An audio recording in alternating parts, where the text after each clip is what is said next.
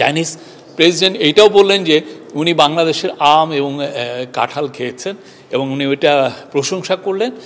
Most important meeting ছিল president Xi জিনপিংয়ের সাথে আমাদের চিফ অ্যাডভাইজার প্রফেসর ইউনূসের বায়োলেটারাল মিটিং, এবং এটা আমি বলবো যে এটা একটা গ্র্যান্ড সাকসেস ছিল। ওনার যেভাবে উনি প্রেসিডেন্ট শি জিনপিং স্যারকে মিটিংয়ে নিলেন এবং এই যে পুরো মিটিংটার মধ্যে যে হৃদ্যতা ছিল সেটা সবাইকেই মানে ইট টাচড এভরিওয়ান। এতে বোঝা যায় যে তাকে প্রফেসর ইউনূসকে কি কতটা উঁচু স্তরের লিডার হিসাবে ওনারা দেখছেন এবং কতটা তার সাথে মানে বাংলাদেশের সাথে তারা কতটা ভালো সম্পর্ক করতে চান। তো প্রফেসর ইউনূস তার বক্তব্যে চায়নার সাথে বাংলাদেশের যে হিস্টোরিক্যাল যে কানেকশন সেগুলো বলেছেন। এই বছর যে আমাদের সাথে চায়নার যে ডিপ্লোম্যাটিক রিলেশনশিপের 50 বছর পূর্তি উপলক্ষে সেটা বলেছেন, এবং চায়নার সাথে আমাদের যে সমস্ত ইস্যুগুলো আছে যেগুলো বিষয়ে আমরা চায়নার সত্যিকার অর্থে সাপোর্ট চাচ্ছি সেই বিষয়গুলো উনি বলেছেন। এবং সবচেয়ে ইম্পর্টেন্ট যে জিনিস যে প্রত্যেকটা বিষয়েই চাইনিজ প্রেসিডেন্ট পজিটিভ কনসিডারেশনের কথা বলেছেন এবং উনি বলেছেন যে প্রফেসর ইউনূসকে এবং তার গভর্নমেন্টকে তারা ফুল সাপোর্ট দিচ্ছেন। এবং আরেকটা কথা যেটা এই পুরো ভিজিটের একটা অন্যতম দিক ছিল যে চাইনিজ ইনভেস্টরদেরকে বাংলাদেশে ইনভাইট করা। প্রফেসর ইউনূস এটা বলছিলেন, যেখানে আপনি বোয়া ফোরামে আপনি দেখেছেন যে কালকে উনি এটা বলেছেন, আজকে উনি এই কথাটা আবার বলেছেন মিটিংয়ে, এবং সেক্ষেত্রে প্রেসিডেন্ট শি জিনপিং বলেছেন যে ওনারা এনকারেজ করবেন চাইনিজ ইনভেস্টররা যাতে বাংলাদেশে ইনভেস্ট করে। প্রস্তাবিত তিস্তা ব্যারেজ প্রকল্প নিয়ে কোনো আলোচনা? তিস্তা ব্যারেজ এটা ওয়াটার রিসোর্স ম্যানেজমেন্টের ব্যাপার কোঅপারেশনের কথা এসছে, সেখানে তিস্তার বিষয়টাও এসছে, তিস্তার এই প্রকল্পের সাহায্যের কথাটাও এসছে।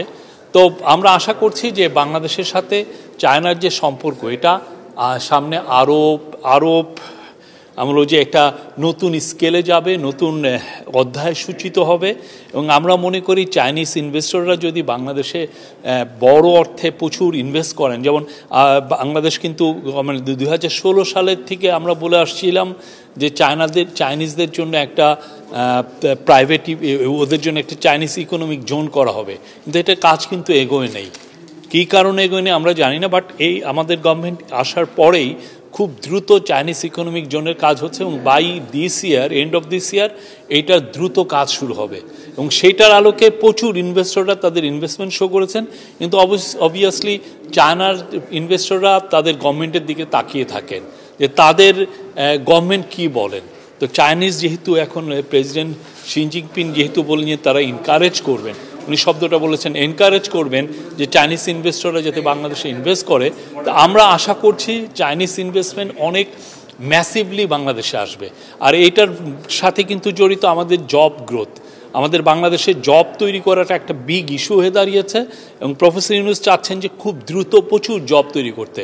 চাইনিজ ইনভেস্টররা যদি বাংলাদেশে আসে, চাইনিজ স্পেশাল ইকোনমিক জোনে যদি তারা ইনভেস্ট করে এবং অন্যান্য ওরা মংলার ওইখানেও একটা ইপিজেডের এক্সপোর্ট প্রসেসিং জোনের ওইখানে ইনভেস্টমেন্ট করতে চাচ্ছেন। তো সব মিলে আমরা এটা আমি বলবো যে এটা খুবই একটা সাকসেসফুল একটা ট্যুর যেখানে, এবং শেষের দিকে চাইনিজ প্রেসিডেন্ট এইটাও বললেন যে উনি বাংলাদেশের আম এবং কাঁঠাল খেয়েছেন এবং উনি ওইটা প্রশংসা করলেন।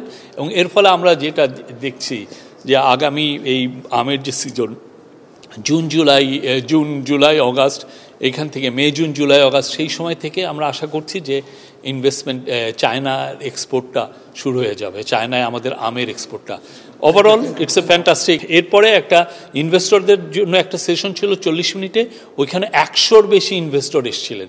বাংলাদেশে কীভাবে ইনভেস্টমেন্ট করা যায় সেটার উপরে একটা ডিটেল একটা বক্তৃতা হচ্ছে, ওইখানে প্রফেসর ইউনূস বক্তৃতা দিয়েছেন, আমাদের বিরা চেয়ারম্যানও বক্তৃতা দিয়েছেন এবং উই গট পজিটিভ রেসপন্স।